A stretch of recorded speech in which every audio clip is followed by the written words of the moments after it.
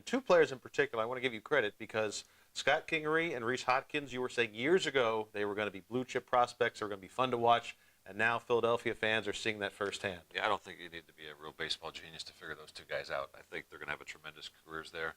They've got great heads on their shoulders. They've got great work ethics. Their lockers are next to each other in Philly. That's no accident. Kingery has kind of molded his work ethic after Hoskins in the minor leagues. And to see those two continue to kind of bounce off each other in the majors is pretty good. Hoskins is obviously off to a great start in Philadelphia. Kingery's starting to warm up. He's got his first Major League homer, his first Grand Slam on back-to-back nights. And again, he's played everywhere in the field, and he's done marvelously well for a guy who has never played third base before last June or July, and he's now playing the outfield for the first time since college. He looks like a natural no matter where you put him, so he's kind of making those analytics guys look really good. Yeah, and he's also playing shortstop, a position he's never played much. And we were up there last week, and we were asking him about going from outfield to infield, and he says, yeah, it's a little tougher going outfield, learning that again, and then coming back into the infield. But you're not surprised he's been able to handle just about everything thrown at him so far. He's got great instincts, and his personality allows it. You know, he just kind of lets everything just rub off his back. He really doesn't get stressed about too much other than striking out on a high fastball. It's about the only thing he can get his ire up. But again, wherever you put him, he's going to be happy. If you batted him second, if you batted him eighth, he doesn't really care. If you want to put him in left field one day and shortstop the next, he just goes with the flow. And again, there's a lot to be said for guys like that, but you can't kind of build that into somebody's personality. You're either that way or you're not. And I think if you did that to some of the other guys on that roster, they would kind of self-implode. Yeah. And again, that's why they're probably taking advantage of him more than some other guys. I know if you see a guy at second base, he's going to stay at second base, Cesar Hernandez. You're not going to move Odubel Herrera out of center field. He's going to stay there. So it's worked out with Kingery. I have no doubts that it will continue to work out no matter where they put him. I hope that they find a spot for him permanently. At second base seems to be his best position, but as everybody's seen, he really doesn't have a weakness no matter where you put him. So it's pretty cool. Two of the other bright spots in terms of pitchers are Aaron Nola and Nick Pivetta. Both you saw them, although Aaron Nola wasn't in the minors a heck of a long time, but you could see that control, you can see that composure.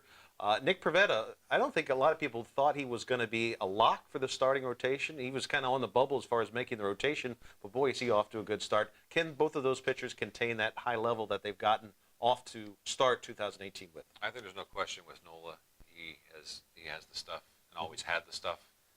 Now he's more of a polished product. The ace label will certainly be his for years to come as long as he stays healthy. Pivetta's interesting. When he first was traded here from the national system, he had trouble throwing strikes. And then he had trouble throwing strikes in one particular inning, and he couldn't get himself out of an inning. Next thing you know, a crooked number was put up. And we saw that last year in Philadelphia.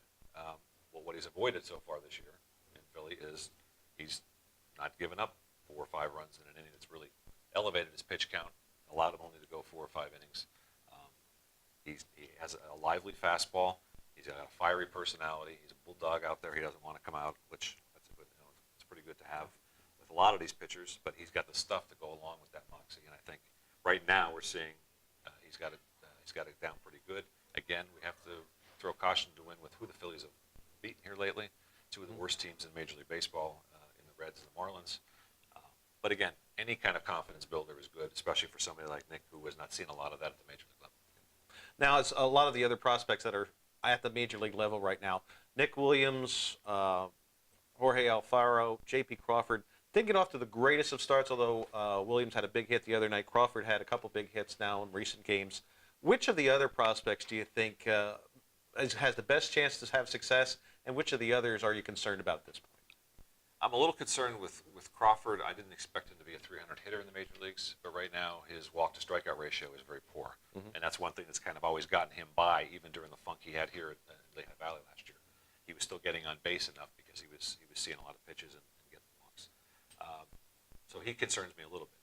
I'm not surprised with Alfaro. Again, he struck out, I think, 13 times in 24 at-bats or whatever it is. But Gabe Kapler is very high on him defensively. We've seen some really good plays out of him defensively, and we've seen some things that we've seen a lot of down here in the minor leagues. Not getting to balls across his body, kind of slow reacting. But again, he's got tremendous skills. He's got one of the best arms in baseball. He just hasn't put it all together yet. Offensively, I'm not sure that he's ever going to be more than a 250 hitter with a lot of pop. Obviously, he has tremendous power. He's a tremendously strong human being. But I think he's going to have a career if he can polish his defensive skills, because they can be elite level if he finds a way to just kind of bring it all together every night. we see it, we get teased by it. He makes some plays that no one else in the game can make as a catcher because of his athleticism. But then we see things that happen that shouldn't happen beyond college level or first year rookie ball or something. So he's kind of a frustrating character. Mm-hmm. Nick Williams, I think he's kind of gotten himself into a situation where he wasn't going to play a lot early because we had 4 outfielders, and Aaron Altera is one guy when healthy. Mm-hmm. They want to see what they have in him for a long stretch, and that's been a problem for him. He's had injuries over the years, and he has not been able to sustain health for 2-month clip to see. You get teased by him when he's healthy. He's shown signs for a couple of weeks that he can carry a team. So I think the Phillies are that was the plan anyway, that let's see what Altera can do as long as he's healthy, and we'll get Williams in there, and we'll move Herrera for a day off, Hoskins for an occasional day off. And I think, Williams is going to get frustrated. Yeah, I want to play every day. I think, but he has to understand the process and make the most out of his situations, and we saw him do that with a pinch hit homer a few nights ago. So, again, I think Williams is the one of those 3 that I feel best about in terms of the whole package long term. But all 3 could go either way. Yeah. And there's been bright spots for a lot of the prospects too. Hasn't been a great start. You mentioned the quality of competition hasn't been great, but there's a lot of encouraging signs among a lot of the younger players overall. No question. And that's why Philly fans are excited, and they've kind of shifted their focus from watching the minor leagues now to watching these guys, because this is what they've been waiting for the last 2 or 3 years. Yeah. Now, as far as the minor leagues, first of all, there's a number of rule changes this year, including, and I know a lot of old school people are going to throw things at the TV if they don't know about this already, and some people that have passed away are spitting in their graves. They are actually going to use something that is used in wiffle ball. They're going to put a man on second base for extra innings. I know they want to speed up the game and want to get to the fireworks and everything after the game, but old school people are not going to like this. What's your thoughts on this, and what are the players' reactions to having a man on second base to start extra innings? Some of the other rules that are out there with the pitch clock and so forth. Yeah, I don't think anybody has an issue with limiting the mound visits, and the pitch clock from 20 to 15 seconds is a good thing. I think the young pitchers, there's a lot of them in this organization from AA and Single A, who are going to have to pick it up. But I think we saw that a little bit in Redding's first home series of the year. But everybody's fine with those. Those are good. This nonsense that has been put kindly. I don't think you'll find a relief pitcher who likes it. Because this is a situation that they're trying to avoid. You don't want to let the leadoff guy get on. Yeah. And it's basically giving him a stolen base. He's starting at second, so now you, in theory, don't need a hit to score a run and just bunt him over, win a game. Ground ball gets him in. And we, to my knowledge, we've only had one game that's only gone 10 innings when they've gone to this extra inning rule. Most of them have still gone 11, 12, 13 innings, which you would think that's what the rule was intended to avoid. Again, I don't think anybody likes it. Yeah. I understand the thought behind it, but I think there are a lot of ways that you can protect your pitching staffs throughout your system without coming up with a rule that changes the actual way the game is played. Yeah. I don't think anybody likes it. I don't think it'll be long. I don't think they'll keep this rule. I could be wrong, but I don't think they'll keep this rule. Well, that's encouraging. I would love to see them get rid of this after this year. Another thing I wanted to ask you about the International League. They have teams all over the East Coast. It seems almost every year that teams always start in the northern sections. Like Lehigh Valley, there's a southern team. They'll host a game from the team from the south. This year, once again, Lehigh Valley went north. Is there a reason why the International League seems to want to start in bad weather areas? I don't understand that either. They basically, what they do is you stay within your division for that first week. And the north we're as south as you go for the north. Yeah. And we know how the weather has been here for the last month. It was a bad March. What they're trying to do is just ensure that everybody gets the same number of home dates in the nice weather season. Even though if you go to Gwinnett, Georgia, your chances of having 5 months of good weather are much better than having it in Rochester, Syracuse, Pawtucket, Buffalo, and Scranton, Wilkes-Barre for that matter. So, in theory, you understand from a financial standpoint that people will come to the games when the weather is nice, or when kids are out of school and they don't have activities to do. But in real practice, it makes for some bad baseball. It backs up the schedule where guys only have 8 days off throughout the season. So there's only so many places to put these games. And now when you look at the situation where now we're playing teams from other divisions and they only come here once. So if you lose a game, say with the bad weather that's coming Sunday into Monday or Tuesday, when are they going to make this game up? So inevitably you sometimes lose a game anyway, because let's say they lose a game with Norfolk. they might not be able to find a mutual date that works. Next thing you know, they're playing the game at Norfolk, so Kurt Landis loses that gate anyway.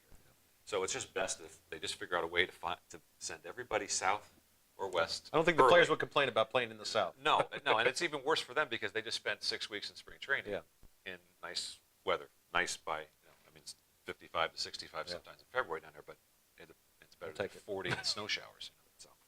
All right, our special guest, Tom Housenick, senior sports writer from the Morning Call. I want to ask you about a couple of the younger players in the minors that you've seen. You had a great story on JoJo Romero, who throws 8 pitches.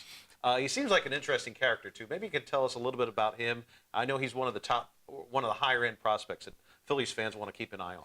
He's one that doesn't throw 95 to 98 miles an hour, and he's never been that way, so he's kind of found creative ways to challenge hitters, fool them.